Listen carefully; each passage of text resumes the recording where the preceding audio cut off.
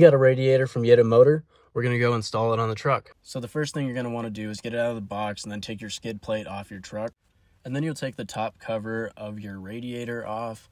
There's just a few bolts on the top and then a few bolts on the side of the part that covers over your fan. This is what it will look like when your skid plate is off and your radiator cover.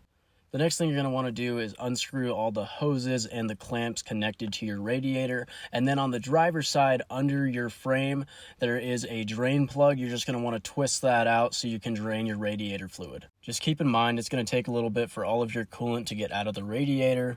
This is the new radiator that YITAMOTOR sent us. Keep in mind you're going to need at least 2 buckets to hold all of your fluids. All you need to do after you take apart your old radiator and get all the hoses out of it, you just need to grab the new radiator and put it in and then tighten everything up and fill it up with more fluid. Then you're going to want to put your radiator brackets back in and then grab your radiator cover and put it back in.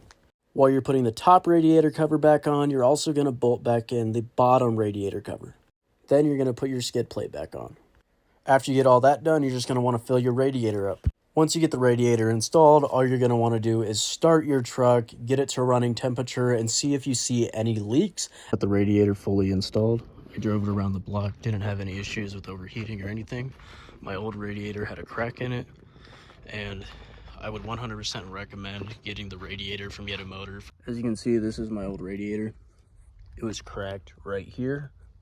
So I'm glad we were able to get that fixed. YITAMOTOR's radiator was super high quality. It's super easy to install.